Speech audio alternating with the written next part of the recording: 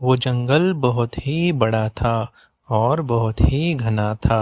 उस जंगल में मीनू चिड़िया रोज दाना ढूंढने के लिए पूरे जंगल में घूमती थी और उसे जब तक दाना नहीं मिल जाए तब तक वह उड़ते ही रहती थी।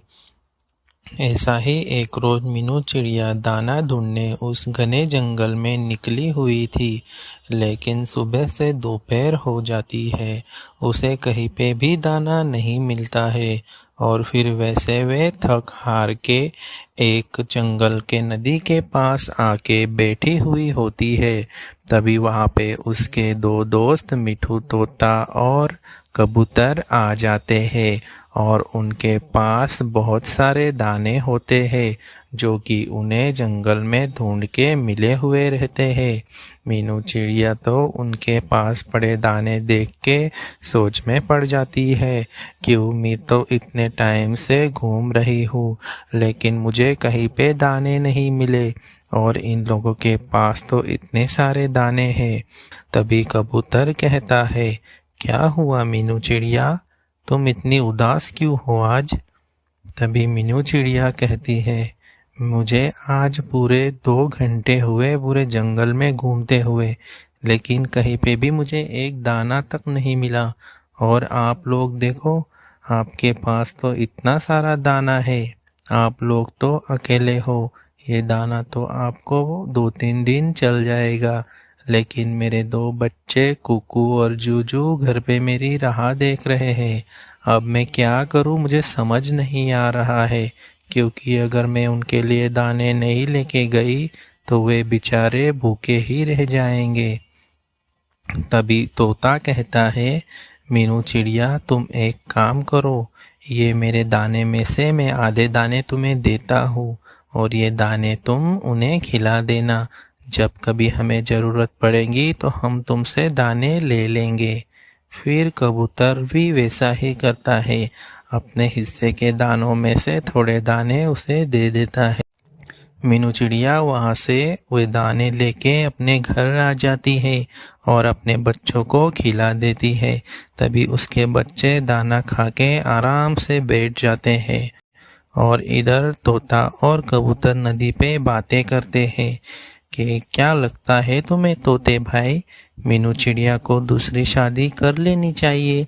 अभी उसके पति को गुजरे हुए तो बहुत ज़्यादा टाइम हुआ है। तभी तोता कहता है, हाँ यार कबूतर, मीनू चिड़िया ने अब शादी कर लेनी चाहिए। हम एक काम करते हैं, हम उसके घर जाके इसके बारे में उससे बात करते हैं और मीनू चिड़िया के घर में आके मीनू चिड़िया से कहते हैं, अरे मीनू चिड़िया, क्या तुम्हें ऐसा नहीं लगता कि अब तुम्हें शादी कर लेनी चाहिए? तभी मीनू चिड़िया कहती है, अरे हाँ तोते भाई, मुझे तो ऐसा लगता है कि मुझे शादी तो कर लेनी चाहिए, लेकिन तुम्हें क्या लगता है 2 बच्चों की माँ से कोई शादी करेगा?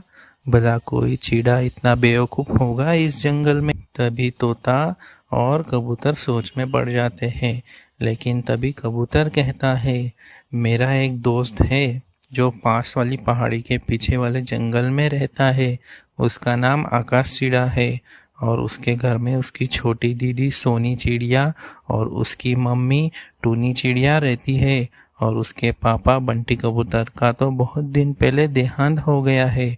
अगर तुम चाहो तो मैं तुम्हारी बात आगे कर सकता हूँ। तभी मीनू चिड़िया कहती है, अगर जो मेरे बच्चों को अपनाने के लिए तैयार होगा तो उसके साथ शादी करने के लिए मैं भी तैयार हूँ। फिर वहाँ से तोता और कबूतर उड़ जाते हैं और फिर रात हो जाती है। रात के समय मीनू चिड़िया के दोनों बच्चे नींद नहीं आने की वजह से जाग रहे थे और वे बाहर देखते हैं। बाहर चांद तो पूनम का चांद होके रखा हुआ था, वो बहुत ही तेजी से चमक रहा था और उसके आजू बाजू में भी चांद तारे चमक रहे थे। उस दोनों बच्चों में से एक बच्चा अपनी माँ से कहता है, मम्मा मम्मा, क्या हम कभी इन चांद तारों को छू सकते हैं? तभी उनकी मम्मा कहती है, ना बेटा ना, इसके बारे में सोचना भी नहीं। वह तो बहुत तेज रोशनी से भरा हुआ रहता है। अगर तुम उसके बहुत ही पास जाओगे तो तुम जल जाओगे। तभी रात को दोनों बच्चे ऐसी बातें करते करते फिर तीनों लोग सो जाते हैं। फिर दूसरी सुबह कबूतर आकाश चिड़िया के घर की ओर निकल जाता है।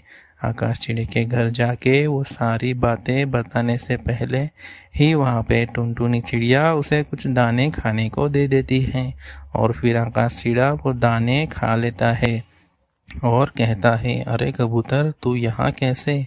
तभी कबूतर कहता है, अरे आकाश जी, हमने तो तुम्हारे लिए एक बहुत ही अच्छी चिड़िया ढूंढी है जो कि 2 बच्चों की माँ है, लेकिन वो बहुत ही मेहनती चिड़िया है। अगर तुम उसके साथ शादी करोगे तो बहुत खुश रहोगे और इसका जिम्मेदारी सब मेरी रहेंगी।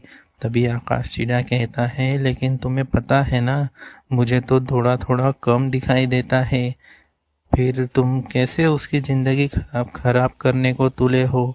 तुम्हें अगर पता है ना कि मुझे देखने में थोड़ी दिक्कत होती है, कभी कभी मुझे दिखाई भी नहीं देता है, फिर क्यों किसी की ज़िंदगी बर्बाद करने के तुले हो कबूतर भाई?